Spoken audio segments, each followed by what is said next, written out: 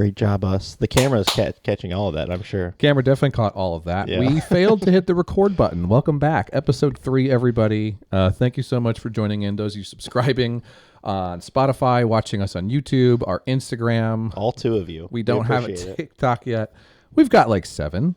We've got about 7, I think. But, you know, I'm not going to count my chickens just yet. So we're back, episode 3. And today we wanted to get together to talk a little bit more about the idea of the Iron Clinic. Mm-hmm. We've made mentions of it. We've talked about this idea that we're trying to create in the community.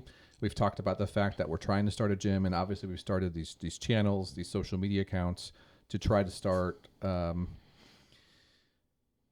making it come to fruition. What's the word I'm looking for? I mean, it's building the base. We're trying to create that foundation is really where it starts, you know. Yeah. We've talked a lot about community being a big piece of what we want to build, and you know, that takes having that platform and being able to talk through what it is and help other people understand what the community piece is. So yeah, we definitely need this sort of a conversation to be able to establish what we're here for, why we're here. Yeah. So fireside chat edition of the Iron Clinic. Maybe we'll put a little gif of a fire right here. Please don't. Bun. Maybe we will. Keep it down. Yeah, we've got Bun, our producer, judging us from right in front of the camera. You can't see her, but she's right there. And let's start this off by talking a little bit more about, like, what made you want to come on board with this idea of starting a gym? Because I think it's a little bit easier for people to be like, oh, it makes sense. BJ wants to start a gym. And that makes total sense. Sure. And that's not to say that it's like crazy to think that Austin wants to start a gym. But let's start off first with talking about, like, what made you want to jump on board with this idea of starting the Iron Clinic, starting this podcast, and then I guess really the first thing was like actually going through the process of starting a gym. Yeah, I mean, so to kind of start us off on the wrong foot, you know, a gym was not my initial thought of a business. You know, that's not something that I've ever wanted necessarily a gym in itself. I've always wanted to have my own business. I've always, you know, I've grown up in a family that has a small family business, and I've liked that aspect of kind of controlling your own fate, being able to build something on your own and, you know, be able to call it yours. So there have been several, you know, ventures throughout my life where I've been like, this could be the thing, but you know, I've also always wanted to do it not on my own. Right. And that's been a big thing, is like, there's been a lot of passions that I've had through time that could have been that thing. But, I want someone that you can take along that path with you. And, you know, that's where you came in, and you had this passion for a gym. I can't remember, we were drunk somewhere talking about it. That's about right. And it was this point in time where it's like, we can do that. We've got, you know, the passion for it. This is something that we can both get behind, because, you know, it's not that not ever having thought about a gym is one thing, but it's something that I can be passionate about. You know, I really enjoy working out. That was something that we can both kind of get behind and say, this is something that we really can put the time and effort and passion into that would make it work, because you need that passion to really start a business. So it was something we both kind of agreed on there, and then you've got, you know, mountains of passion for that is going to help drive it forward, and then we've both got the skill sets that are going to help do it too, because, you know, it takes kind of all of those things coming together for it to work. And, you know, that's where I think I came in and saw an opportunity. We had 2 people that have the backgrounds and the foundation that we can push this forward, and a project that we can make work. And that's where, you know, I kind of got behind the project, and obviously I kind of forced it. You know, I was the one that was like, we can do this. And I don't think you had really thought it was possible. I still don't think either of us really think it's fully possible. We'll see how that goes. But, yeah, that's the thing, is we've kind of gone through all the motions that we need to so far. And we're getting to that point where it's like, we haven't hit that big roadblock yet. No. And it's exciting and terrifying at the same time. But, you know, that's kind of how we got here. I think that's part of what's been so interesting to me about this journey, is that, and I've told you this a number of times now, I'm still waiting for that shoe to drop. Sure. For someone to tell us, hey, like, nah, you guys are just a bunch of idiots. Yeah. Yeah. Like, no one actually thinks you can do this. But we've got all these people around us who believe in us, who are actually legitimately supporting us. You know, like this morning we had breakfast and our wives were joking about like the things they want in the gym. They were joking a little bit, but they were also a little serious about like they want a steam room. And at the same time though, there's those moments where there's the joking, and then there's the moments where it's like, okay, like, so what do you need me to do so that you can actually get this done? Yeah. And I want to go back to what you said about kind of like that night we were out probably at a bar, get drunk. And in reality, it literally did happen like that, where we were having a conversation, and we said like, hey, like we're gonna start this, and then it just was like, no, wait, I'm serious. Yeah, You said like, no, I'm serious. Like, let's do. If you actually want to do this, let's figure it out. And I'm like, oh shit, he is serious. Let's dive into this. Let's start. I don't know what actually goes into all the steps of starting a real business. Yeah. But let's just start figuring it out. And I think what surprised both of us was how quickly we hit the barrier of, I don't even know what's next. Yeah. What's the next step? I know that there's these 10 things we have to do. Mm-hmm. I don't know what the order is to do them. And so thankfully we found that nonprofit, the SCORE nonprofit that helps small businesses start up. We've been working with those guys. They've been fantastic in helping guide us.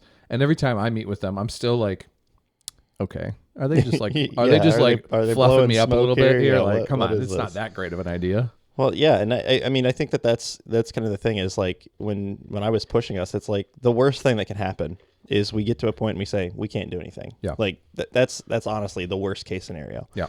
If we get to the end of this and we can't get financing, we've spent a ton of time on this, but it's like it's nothing that we can't recoup. Yeah. And so yeah, I mean that's the thing with the guys from the SCORE program is like every time we go in, we're getting asked fairly tough questions, but we're coming up with answers and they're accepting it. These are guys that have been in business for 20, 30 years for the all three of them. Right. And it's like if they are seeing the positives, they're asking the tough questions and our answers are good for them. I mean, that makes me feel pretty positive that we're at least doing the right things to get on track. Yeah.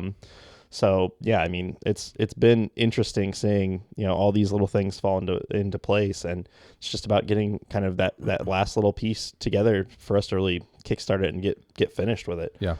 So it's exciting to be on that verge of, actually doing it. Yep. Which I think is kind of the final barrier, and I don't think we're going to hit a barrier at this point. Yeah, I think that's part of why it was so important for me to, we talked about, we haven't even done this yet, but like we're going to get TikTok content, and we're going to get YouTube content, and we're going to get we're going to do the podcast.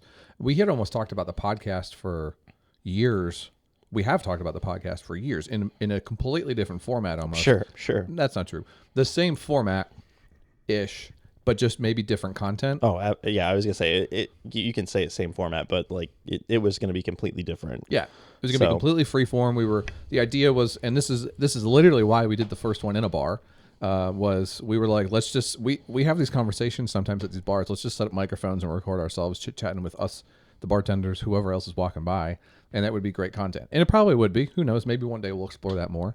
But this for me is kind of just bringing it to life. Doing the podcast itself, holding ourselves accountable to doing this weekly, because at this point it is like actually holding ourselves accountable to it. We are still developing that routine of not just getting together to make the content, but editing it, putting it out there, figuring out what we even want to talk about. We've got a short list of things we want to cover, but this is holding us accountable to doing all that. And I really do feel like by starting this podcast, starting this journey where we're like creating a podcast that some days I'm like, who the heck actually even wants to listen to this? And then I go and check the numbers and it's like 97 people. I'm like, 97 people listen to our podcast this granted, week? BJ and I are like 50 of those 97, probably. but you know, and I think, as the two funniest people in the room, it is something where I think this is a good kind of first step to building the community we want to build that online presence, because it is a little bit more natural. I feel like it's something that we can do fairly easily.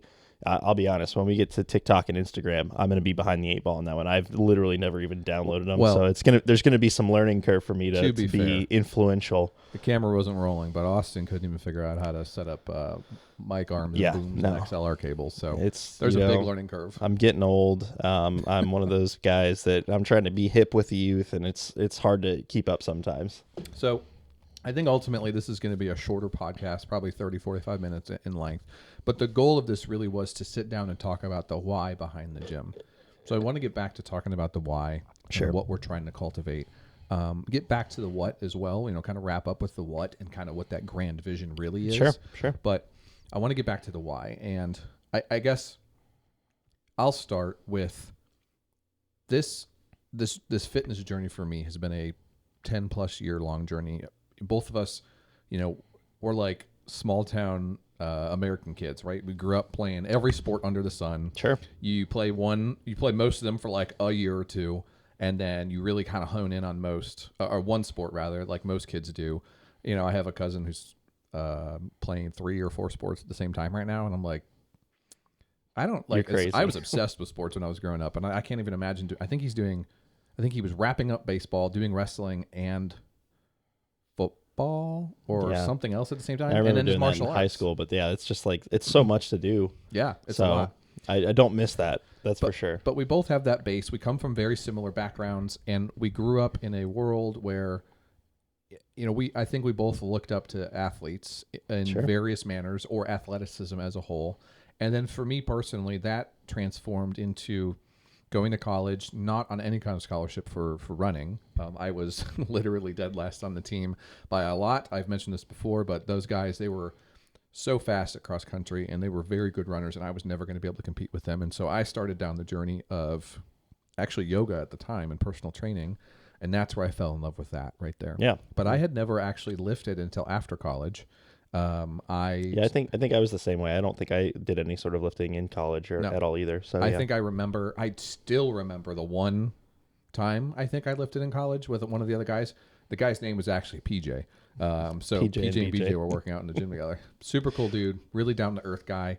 But I never did anything else other than that in college.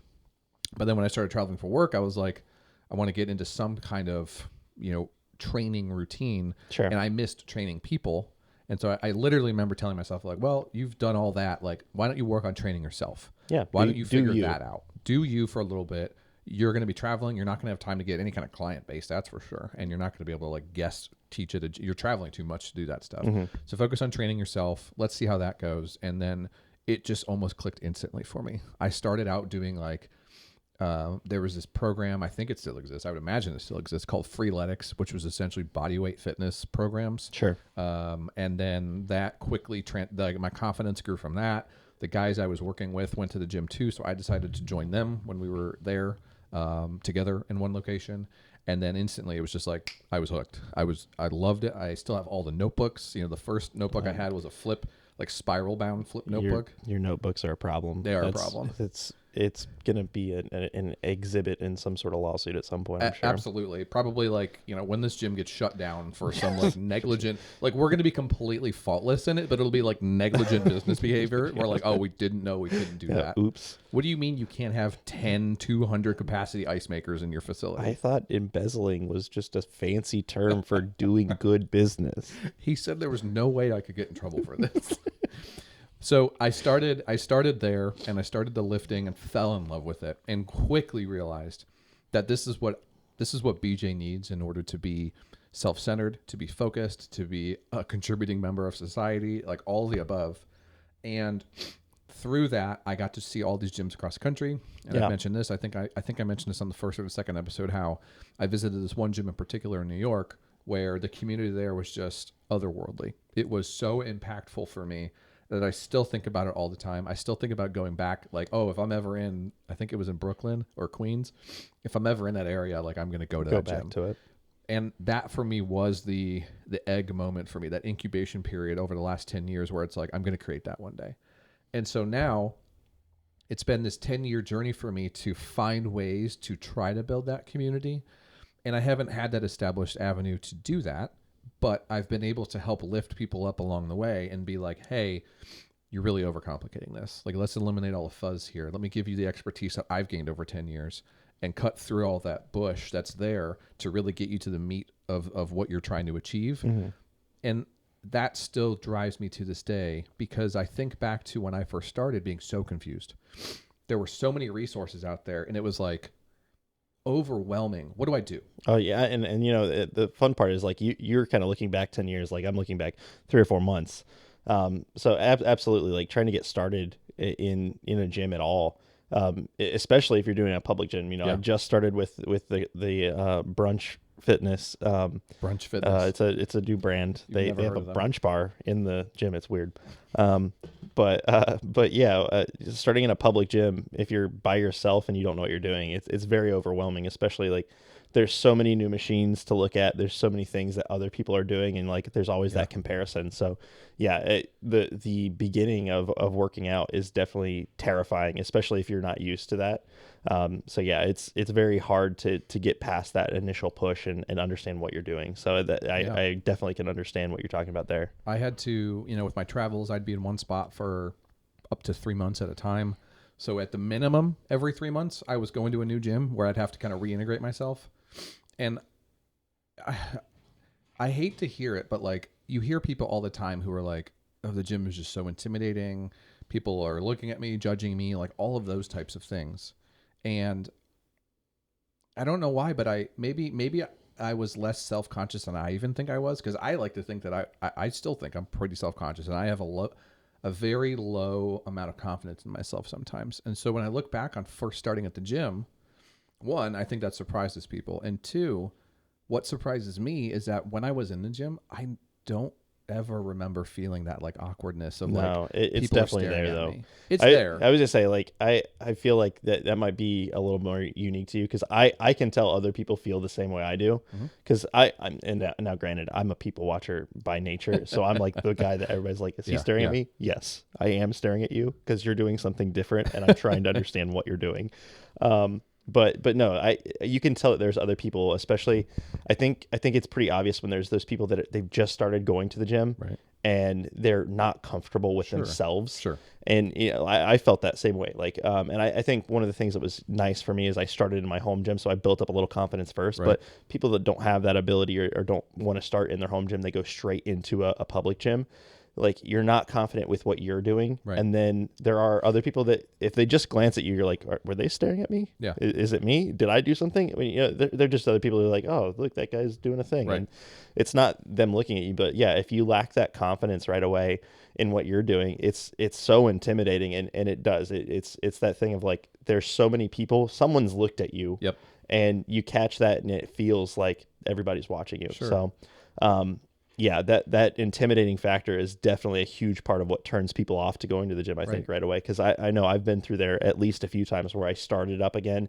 And, it's when you hit that barrier of like, I don't want to go. It has that awkward feeling to you. And you're like, it's not something I'm passionate about yet. Yeah. So, I think that's something that we need to try to build in our gym, is this comfort that people can have, that not only are people not staring at you, but you got people that have been in the same spot. And I don't think a lot of gyms establish that up front, that, hey, we know where you're at. We've been there too. Yeah. Because, they're just dealing with so many people. They don't care about individuals. And that's what we want to go against. I think that's ultimately going to be a core tenet of the gym, is just really establishing, I hate to use this word, I don't like this word, but like a safe space for people to congregate and start actually going down that path. And let me explain why I don't like that word. It's sad to me that there exists areas that people don't feel safe. So I don't like to call something a safe space, because I think everywhere should be a safe space. So I guess what I'm going to say is this: anywhere that BJ is going to be a safe space. Yeah. And if someone's there, if someone's going to try to challenge that, I'm going to be the first person to speak up and be like, no, sorry. You don't get to make this unsafe for someone. You're not going to make someone else feel unsafe. And that's absolutely where building it from the ground up, that having the foundation of like, we know where you are on your journey, that's going to be what creates that. Because, if you start in the wrong place and try to correct it, it's never going to build the same way as if we start from the beginning, where we know where people are going to be coming in and feel uncomfortable, and we're going to support them through that. Yeah. That's how we're going to be able to create the space that we want, where people do feel safe, to be on that vulnerable side. Because it's about being vulnerable, asking for help when you need it, and being able to work through those hard phases that is going to keep people coming back and keep people feeling a part of it. Yeah. And then the second layer to that is another one of our core tenets, which is building that community, surrounding ourselves, the gym, in and out, with people who want to personify that, who want to live that core value, and who want to help build that community up to be even more than it is. This isn't going to be some like secret club. This isn't going to be some like fraternity or sorority where it's exclusive membership and there's all these secrets and stuff. No, it's all going to be an open book for everyone to share their knowledge, to share what they've learned, and to help one another become greater than they were, chase down their dreams, but then also feel comfortable knowing that there's going to be moments in life where we're going to be uncomfortable, but that you've got people around you who are going to help lift you up and get you through those moments. Because if we're not trying at the very least to get a little bit uncomfortable or get into that uncomfortable zone every once in a while, we're never going to make that progress that we're hoping to achieve. Sure. And I think that's what fitness boils down to most of the time, is figuring out, one, what your tolerance is for that uncomfortableness, and then two, how you can push yourself through that. For some people like me, it's like you can crank out another rep or two. Like for me, that's that uncomfortable moment of like, you could give in right now, or you could crank out the 2 more reps that you most likely have inside of you. Yeah. But for others, it's going to be, I'm uncomfortable with the idea of using a barbell. I'm uncomfortable with the idea of going to a gym with a big open space and people might be looking at me. And so if we can encourage people to step into that uncomfortableness for a little bit, knowing, hey, by the way, there's a group of people here on the outside who are right there to help guard you from whatever you're afraid of. Like, nothing's going to harm you. No one's going to hurt you. And if someone's going to sit around and make fun of you and judge you, they don't have a space in this community. and that's, we want to avoid that, obviously. But I think the key there is that we're going to have, from the start, 2 people with very different backgrounds in this. For sure. So we're going to have some swole freak that has been doing this for fucking years. And then we're going to have me that's like, hey, I just started 4 months ago and I opened a gym. Trust me. No, but we're going to have, we're going to have that ability to be like, because you haven't been there in a long time. No. So it's, you might still remember things about it, but like, I was just there. Yeah. And that's going to be, I think, really useful, because we're going to have people that they're not going to learn anything from me because they're way past my point. But there's going to be other people that they're just walking into a gym and I can say, look, I was just there a few months ago. I understand where you're coming from. And it's going to help us kind of build, 2 separate groups. There's going to be the people that have been in this a long time and they just want a gym that has that positive mentality, the ability to help grow them still. Yeah. And then we're going to have the other people, the people that I'm just getting into the gym and I want to feel a space where I know that there's other people just like me that are just getting started on their journey too. And I'm not the outcast. I'm not the oddball that is just working out for the first time when everybody else has been here for 10 years. We want both those groups to be able to work together and build each other up, because the people that have been in gym for a really long time, it's still encouraging to have those other people that are just starting and help build them up too. We need both of those. And I think it's good that we have that right away off the bat. We need it, and they will complement each other. Yeah. Because to your point, there's going to be that experience of, I am still just learning how to do some of this stuff. So I'm still, you're still getting out of that uncomfortable zone. You're still feeling it most days. And then there's going to be the individuals like me who are like, no, it's safe over here. I'll be the one to show you. Come with me. Let's go see it together, figure it out. And there's, my hope at least, is that there's trust that comes from interacting with the latter especially, and seeing and believing like, oh, like BJ's not just this big intimidating guy who's out to scare people because he's bigger than me. He actually does want to help me. He wants to see me do better, chase down my goals, whatever those are, which are going to be way different than his goals. Yeah. And that's perfectly fine. Everyone's goals are going to be different. And we want to create that space that's going to allow people to train at the highest levels and really chase down to, like, we were talking the other day about how my workouts have to be a lot more scientific as compared to like someone who's starting out somewhat in your shoes, where it's like, just get there. Yeah. Just be consistent, show up. Like, that's going to make you that progress. Now, at the same time, there's something to be said about, like, me too. If I just show up and do the work, I will make some progress. But for the amount of time I've been doing it, without some pretty specific movements or plans in my overall macro and micro cycles, things are just going to not progress in any measurable manner over any meaningful amount of time. That's going to make me continue to feel fulfilled as I put in the work day after day after day. Bun, can you put a reminder on my phone to look up what micro and macro cycles are? Because we're not on the same page here. Bun, pull that up. Learn a bunch of new words. So we're trying to build, ultimately at the end of this, we're trying to build a community of people who want to better themselves. Yeah. We're trying to also provide a space for, again, that elite level of lifter who want to chase down those power building powerlifting and bodybuilding goals of theirs. And maybe that expands over time to individuals who also want to do Olympic weightlifting. Those tend to go fairly hand in hand. I think I can say with a lot of confidence we're certainly never going to be a CrossFit gym, but we can welcome individuals who want to perform those workouts. But those types of gyms, the layouts of them, the setups of them, and the general clientele they attract, there's some similarities, but the overall the whole overall package is going to be mostly different. But we also want to create and provide a space that's going to be able to provide for people in their general everyday fitness goals with regards to weight training and cardio. We'll have some cardio equipment too. At least one. At least one. Maybe like a tandem bike. Okay, hear me out. We get bike. two. Can you set up a treadmill to run backwards? I can. I have a screwdriver. I'm sure we can make it work. We get two treadmills. One's in reverse, so they're both moving forward, right? They're like back to back, like ass to front. Ass to ass is what it would be, right? Yeah. It's not like a human centipede, but so they're ass to ass, and we get a tandem bike for like 4 people. For 4? Oh, so we're going like multiple people have to ride this. Yeah. I mean, but we'll put it on like a frame. There's a frame so that you can like do it safety by yourself. rails. Yeah, like when you go bowling and there's gutters. We'll put pegs on it, like on your Hurley. We'll buy a Hurley from Walmart and we'll take those off and then and we'll have those ready. Okay, new idea. We buy a Harley. No, and we take the tank off of it and we make it one long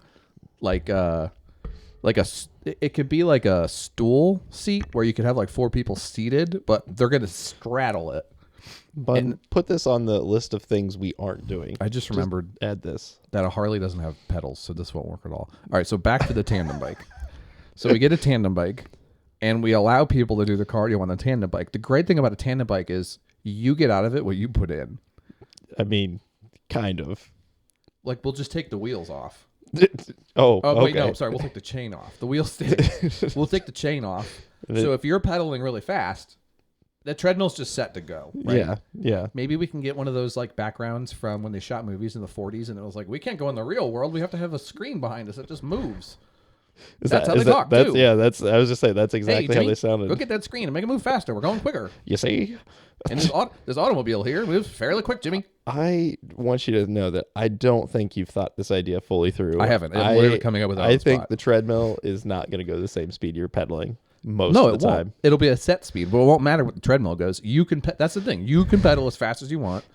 How do we give it resistance? Yeah, what we do is you and I go behind it and just pull on the bike. Oh, so it's like we're gonna have to hire someone 40 hours a week to hold the back of this bike. Here's a 200-pound weight on the back of your motorcycle.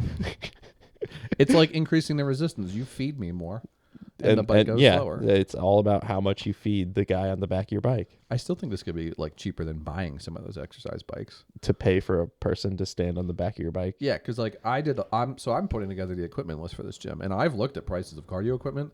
Let me tell you, when you compare it to like weightlifting equipment, I'm like, why are we even going to buy cardio equipment? Well, I do know that I was looking at like what other gyms have for cardio equipment, like Brunch Fitness. They have like 30 cardio machines for 30 or 40. There's never more than like 3 people there. I was gonna say when I go in, I'm the only person using the rowing machines every time. Yeah. Stairmasters. Mm-hmm. There's like 2 people using those at any given time. My absolute favorite. And then you maybe have 3 or 4 people on a treadmill at the same time. Yeah. I don't think I've seen anyone on an elliptical. I don't think they exist for any purpose other than people in their mid 50s who don't want to run. Yeah. They want to just do the motions of running on a really poorly set up machine. Yep. That's what the elliptical is for. So realistically, I think 3 or 4 treadmills, a stair stepper, and a rowing machine, and we're covered. That's more than I thought, but less at the same time. No, I was thinking if you like do the 2 math, treadmills, 2 spinning bikes, a stair stepper or 2, and then 2 rowers. I'll have to do the math on this. I think we need more. But I'm telling you, like the cost of those is like I know they're more expensive than the other stuff. Much more expensive.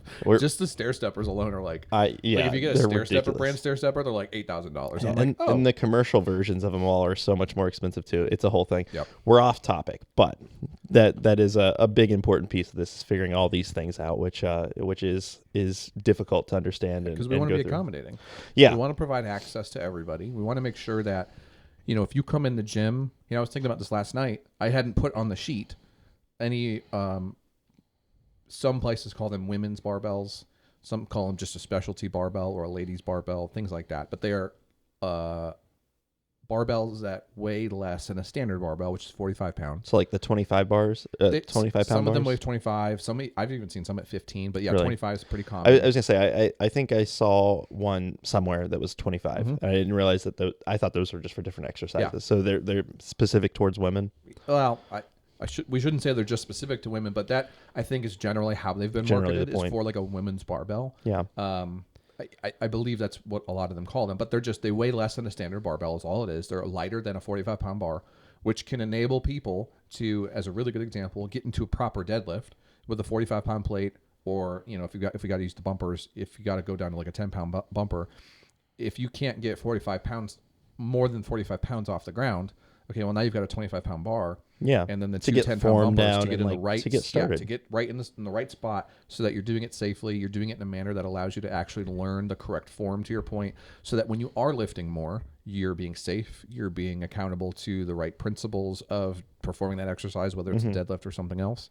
But it's going to make all of those things more accessible to individuals who might be a little bit more apprehensive to, or incapable even, of lifting that 45-pound bar, approaching that 45-pound bar, and then eventually gaining the confidence to work up to those bars. So you've got those types of bars, and then you've got like the children's bars, which are, I think, hysterical. I cannot wait to have at least 2 or 3 of those things. The kids' workouts are going to be fun to do. They're going to be great. I'm excited for that. Like a 5-pound barbell. It's going to be great. Well, and I think too, I think the thing, and correct me if I'm wrong, I think you have this mind of like some of the elite people that are going to be in there that are going to be able to do a lot of stuff, and that's going to be kind of what you're looking forward to. Yeah.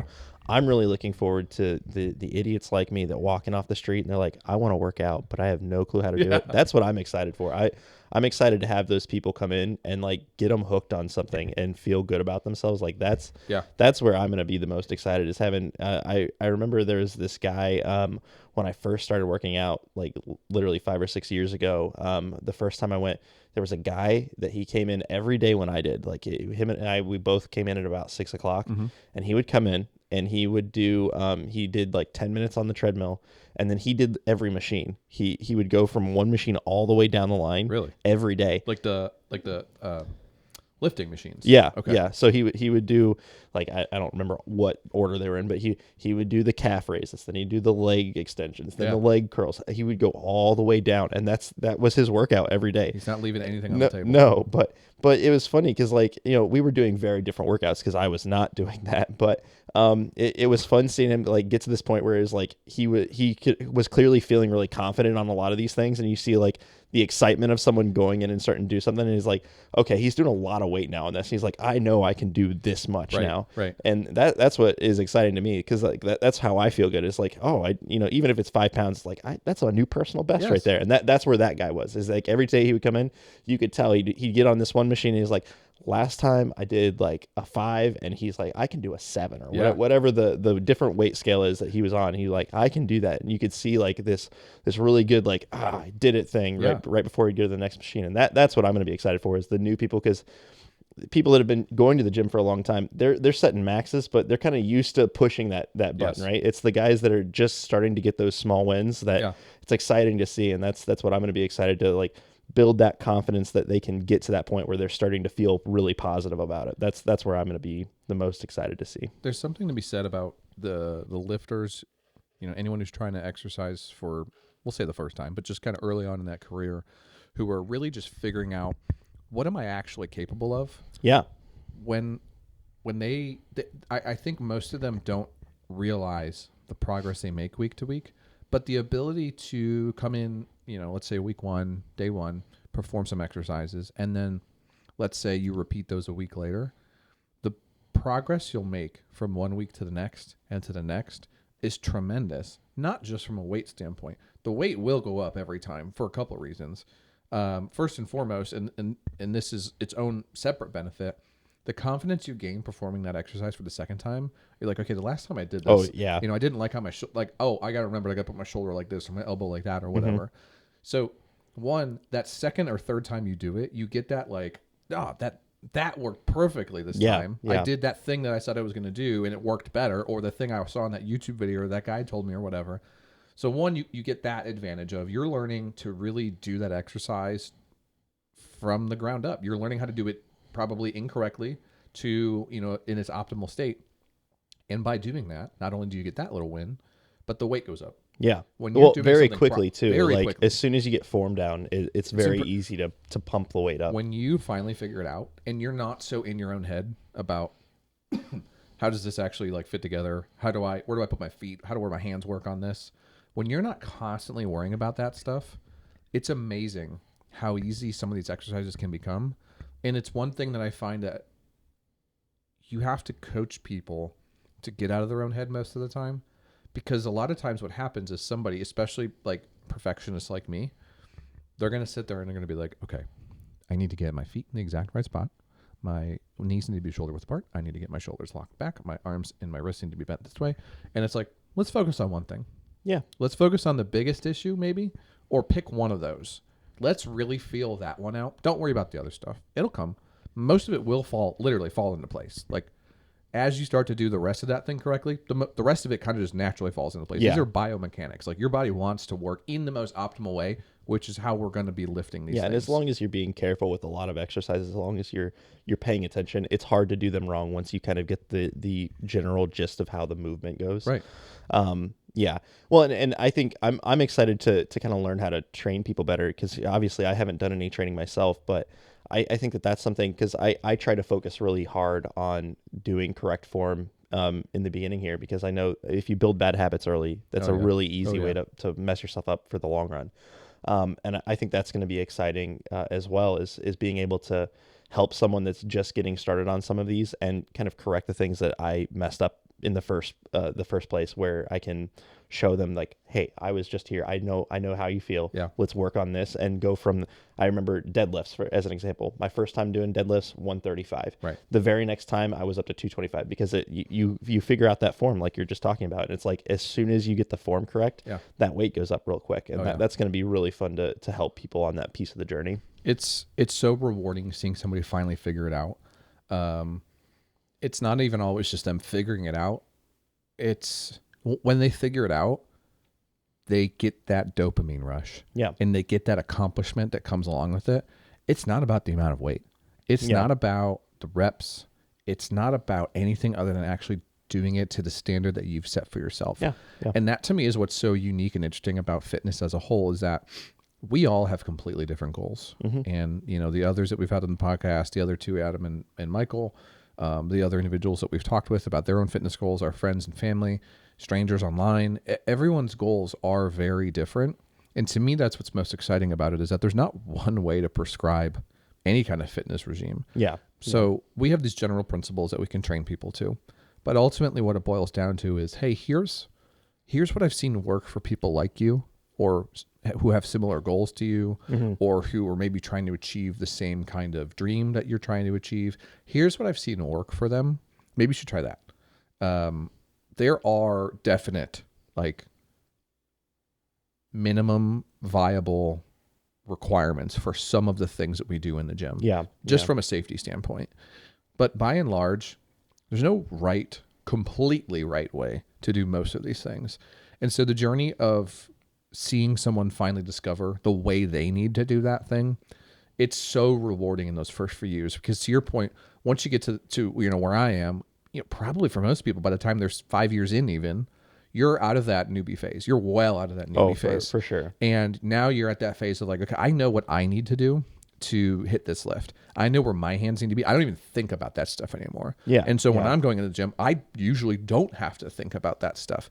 When I do is when I'm like, oh, I was really out of position there. That felt super weird because, my shoulder was in the wrong spot or my hand was in the wrong spot. And it's funny, like when we do workouts together, there's things that you're thinking of that I'm not, and then vice versa.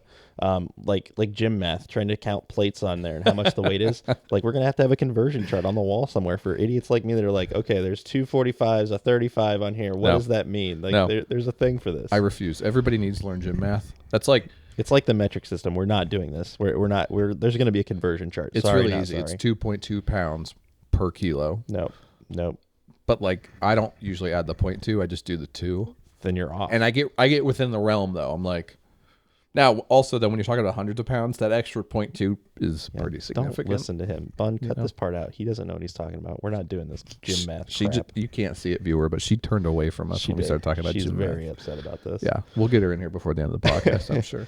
Yeah, So- but I mean, if we circle all this back, because we're really good at getting off topic here, but I think the important thing to make sure that we reiterate, the thing that we're trying to keep in mind is we're building that community for all these different types of people to come together. Yeah. We want Yeah. the space where we're going to be able to encourage all different skill levels to hit their own goals and be, I know we didn't like the word safe space, but to be a comfortable space for people to push themselves, to feel vulnerable, and to feel like they have help to reach that point. Because I think a lot of people feel like they're alone. Yep. And that's the ultimate thing, is we want someone to come into a gym and know that if they need to ask someone else for help, there's other people there that are going to help them get to those goals and to meet what they want. Yeah. And then ultimately create that community of people that are of like mind as us, to feel like they can be that help for other people. Yes. At all skill levels. So I think that's really that's the why. That's what we're trying to build, and why we're working on this gym, and why it's become so important for us to build this community here on the podcast, as well as our other avenues that we haven't started yet.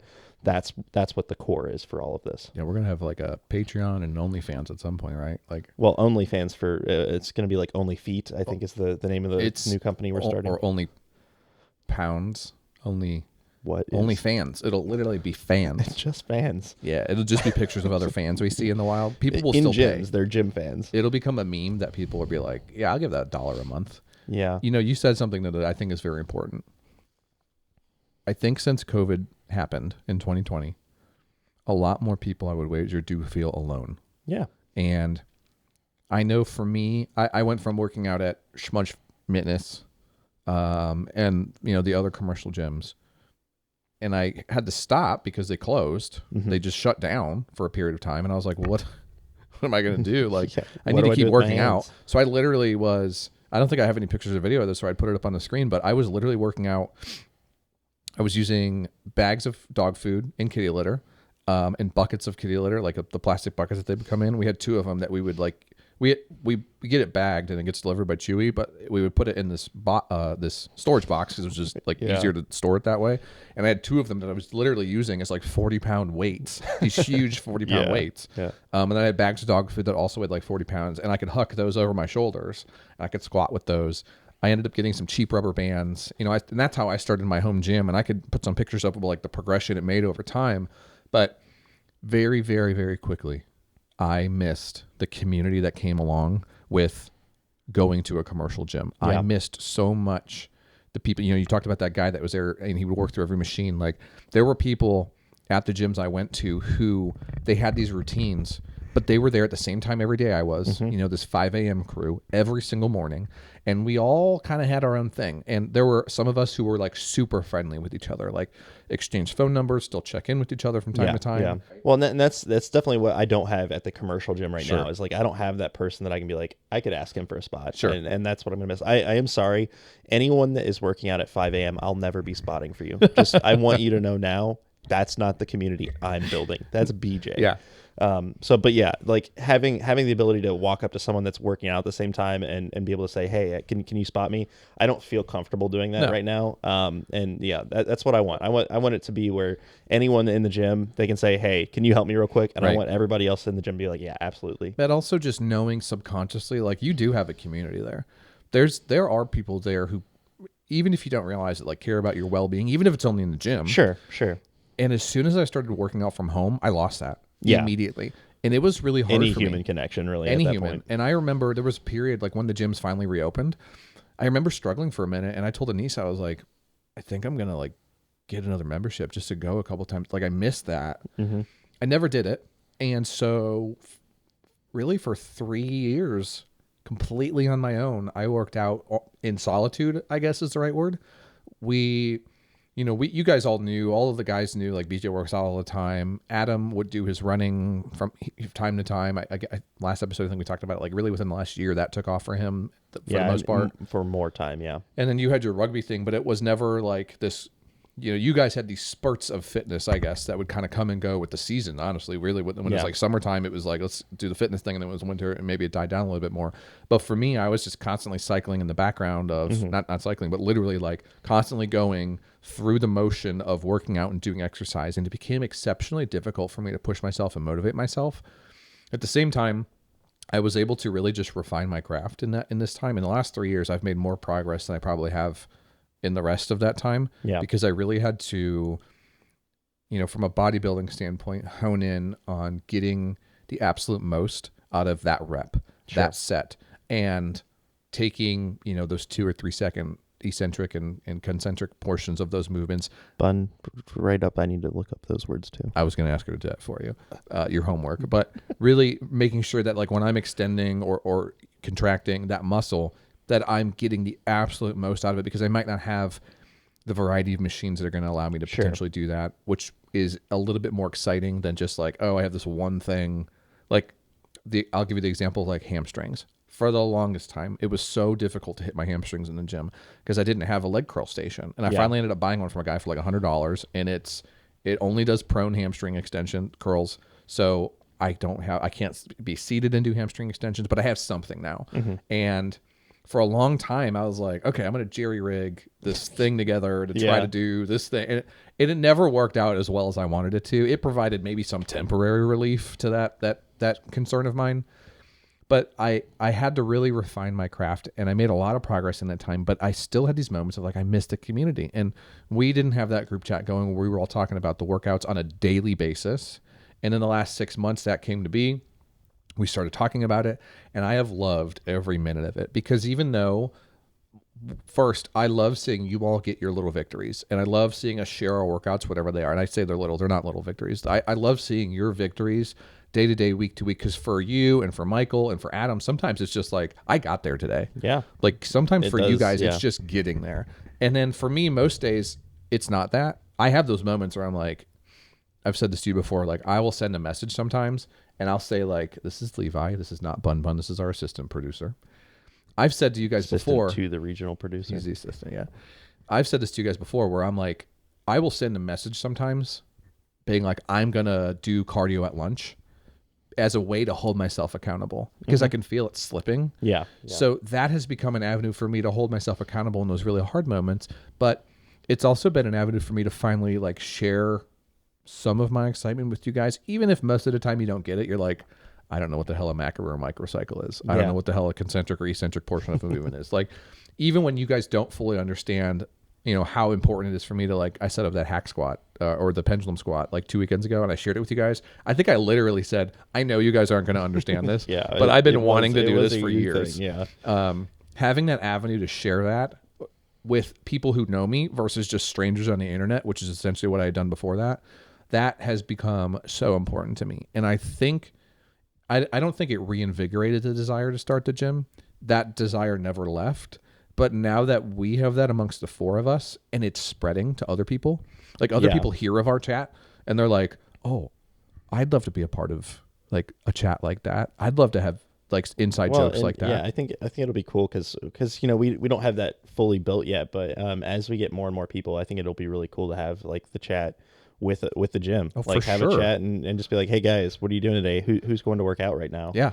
And have people be able to hop on and, share the small victories, be part of the workouts together, like get other groups together.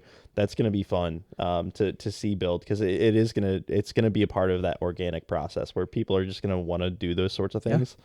And that's going to be what really kind of hits the spot on being able to say that, hey, we're doing something, we're building this, and it's working. Yeah. So yeah, I'm excited for that too. Because our chat it's one of those things where you go from not having that support network to all of a sudden you got 3 other idiots that are like, good job, you did the thing. Yeah. And it's like, that's all it takes. All it takes is 3 other people to be able to hold yourself accountable, to feel like they're happy for what you're doing, and that's all it took to really feel consistent with all these sorts of things. So, you and Michael especially have really, I think, taken this to a whole nother level that you haven't before. Yeah, and that's exciting to see. And I don't want to say it's entirely because of the chat, but I think it does help hold you accountable, to a huge degree. And so I've had these dreams where I'm like these daydreams where I'm like, we do it on Signal. Maybe it won't be a Signal because that'll just get insane with, however many people. Yeah. When we have 7,000 members at our gym, but maybe we'll have like a Discord and people Sure. can like talk and chat about whatever it is they want to talk Yeah, about. because I think there's going to be different channels that people are going to want to be a part of. There's there's going to be the motivation that people want to post pictures of themselves and help other people give the positive vibes. There's going to be others that want to work out together and find those groups. And I think that's going to be the avenue we want to go. All right. So we've talked about the why. We've talked about the what, even to a degree. Let's talk about just kind of like where we're at with this at this point in time. I think Sure. it's important. I almost want to like write it down, so to speak, to be able to look back on it and be like, look where we were and look how much there was that was unknown. Because right now, there's this idea. You have put in tons of hours into these documents that we're preparing for these mentors, documents that we will need when it comes time to actually get business loans, to get, mortgages, land, all the stuff that we're going to need. And then I've obviously put in a fair amount of time as well to start contributing to like, what are we going to need from a facility standpoint, from an equipment standpoint, from a like profitability standpoint, like how are we going to get to that point? Yeah. So where we're at the moment, we've got documents that say, hey, here's our projected ideas of what we're going to charge for these things. And we've altered that even as recently as the last couple of days. Those things are still in flux as we continue to do more research and realize like, maybe that's the wrong number. Maybe this is the right number. Maybe this is the right package idea. We are presenting that to these mentors at SCORE who in the next week or two are going to finally look at the financials as a whole to help us settle on whether or not this is financially feasible, whether or not this is even worth bringing to a potential lender to say, hey, like, this is our business idea. Will you fund this venture for us? Yeah. But beyond that, we really need to get through that hurdle. And we talked about this morning for us to really finally put it all down on paper to say, this is what we're doing. This is the size of the space we're going to get, which is going to dictate the equipment that we can get and hold. And also to a degree, dictate what's going to be potentially possible for the amount of members we can hold, for the profitability that we can chase down, all those things. Yeah. Well, and I think we're a lot closer than I think you think we're at. Yeah. I think we are very close. The business plan is very solid in my opinion. The financial projections speak to them for themselves currently. I think we're ahead of my schedule for where we want to be. Mm-hmm. The only thing that I have questions on is investments. Who's going to invest, if there are any? Yeah, if that's the route we go. And what amount of money do we need to make it happen? Yeah. Now, I think there's some unknowns that I haven't done enough research on. I've tried to, but I think we're at that point where the people from SCORE are going to tell us, yeah, this is solid. We're going to take it to Pokey, and have him and his bank friends look at it too, to get a perspective from someone that's in the business that is giving loans out, that this would kind of fall into that realm, and make sure we're crossing all our T's, dotting all our I's. But, I think we're really, really close to going out to lenders, getting the finances in order. And I think by the end of the year, we're going to have answers on financing. And that's terrifying that we're at that point, but I think we're that close, and that's there's a lot of work that's going to go into it from there, obviously. But I think really the hard part is the planning, like all the planning, thinking through all these different scenarios. I never want to hear about concrete again after we go through all this. Like the amount of effort I've had hearing from the building planners on what type of concrete you need, to the people that are asking me like, what type of foundation do you want? Like, I don't know. Yeah. This is not my expertise. And so I'm excited to get to that point, but we're that close to having to pull triggers on making decisions that are really going to be hard. Smooth concrete. I want smooth concrete, preferably. It doesn't matter. We're putting stuff on top of it. Oh, okay. Yeah. Well, if somebody asks, just be like, I want smooth. Can how much do you charge for smooth concrete? That's what we're looking for. What about flat? What if it's level with flat concrete too? Would be nice. Yeah. Ideally. That's the goal. It is alarming that we're so close to, like, you're right. I think oftentimes I feel like it's so much further away than it is. I almost wish it could just be happening next week. that we are sitting down with somebody to construct this building, figure out what kind of concrete we need, and then like get that all wrapped up. But at the same time, it is a little scary that we are that close. I do think you're right. By the end of the year, we're gonna have an answer, and I think that's the best way to phrase it. We're gonna have an answer as to whether or not this is feasible. But the thing I was trying to think of, the word I was trying to think of at the beginning of this talk was manifest. And I think even if we get in that meeting, it's not one, by the way, we're going to talk to a bunch of different people, a bunch of different lenders. But even if we sit down and they go, this is the dumbest idea anyone's ever and they ban us from ever setting foot on their property again with a stupid idea. Like they're like, next time bring an adult. Okay. Please. Even if they do that, I think by setting forth this podcast and the gym vlogs and whatever else we continue to do, we're going to manifest this gym into reality one way or another. Okay. Where were we? The battery died, the equipment died, our camera operated garbage. Yeah. Bun got fired, by the way. Levi's taken over. Here's what I was trying to say. I think no matter what happens, we're going to manifest this into actually existing. And the podcast, the YouTube stuff, even if, and again, I don't want to go into specifics of like what we're ultimately looking at and like how big and all that right now.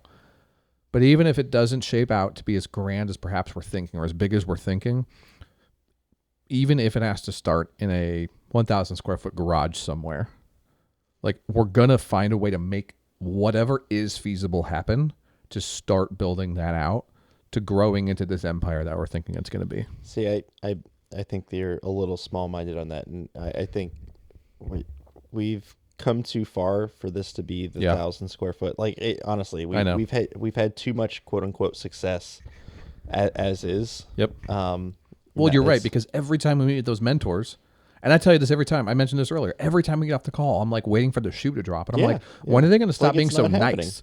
And I don't. They're not being nice. I know that if it was a dumb idea, if we were like, they would. They've asked questions before that I know they were like, they're not going to have an answer to this. Yeah. Or they're not going to have thought about this. And then they go, it's impressive that you have an answer to that already. Yeah. No, and I think, I really do think that we're trying to be really cautious, and I understand that, but I know that we've got a better idea than I think you or I give credit for. And I think that's important, is like, because I absolutely want to consider worst case scenarios. Yeah. But I also know that we've got good ideas here. So yeah, we're not going to have the 1,000 square foot to start with idea. We've got better ideas than that. We've got better planning than that. We've done the work to make that work. Yeah. It's just a matter of what is that final level going to be? Where do we end up being able to build that to begin with? But it's bigger than 1,000 square feet. Sure. So yeah, I mean, that's where we're at now. We're working on getting that final piece of the finances pulled together so that we can start presenting to banks. Well, I guess lenders is the correct term, not just banks. But that's where we stand here in the next couple of weeks. I think we're going to have a lot of those financial projections pulled together. I've been working pretty hard on getting all these different workbooks pulled together, which are going to help us understand our projections better, be able to work with our mentors and the other lenders that are going to be able to give us the feedback that we need to have answers to the tough questions in place, and understand where our profitability can be, where our membership levels are going to be at, and what we're able to sustain, especially in the short term as we're growing the business. Mm-hmm. That's the hard piece that we have a hard time understanding, and it's hard doing research on it. I'm working pretty hard on understanding what those different moving pieces are, but that's where we're at. And again, by the end of the year, we're looking at really pulling all that together, presenting to the lenders, and making a case. And we'll see how dumb they think we are at that point in time. Hopefully not very dumb. I agree. Maybe a little dumb. But I mean, they're going to be like, these guys have their head in the clouds, but they got a decent idea. But they're nice, pretty clouds. Yeah. Well, this has been another episode of The Forge. I'm Austin. I'm BJ. And you guys have a good rest of your day. See you soon. Yeah. We'll leave it all in there, though. Like we want to edit it out. Be like, look at those idiots. Fools. Well, I think that's enough for today. I would imagine our wives and children will be home sometime soon. Very soon. So thank you all for joining us again. Hopefully this was enlightening for you all as it was for us. We wanted to film this episode to talk a little bit more just about the gym itself, the idea behind the Iron Clinic, and really what it stands for. So until next time. Well, let's we're gonna cut this piece right here out, and we're gonna have a better outro. Okay. So we should say our names and then say this is the Forge, and then end. Okay. So we should do something like, well, this has been another episode of the Forge. I'm Austin. This is BJ. Have a good day. Something like that. You want to do it again? Yeah.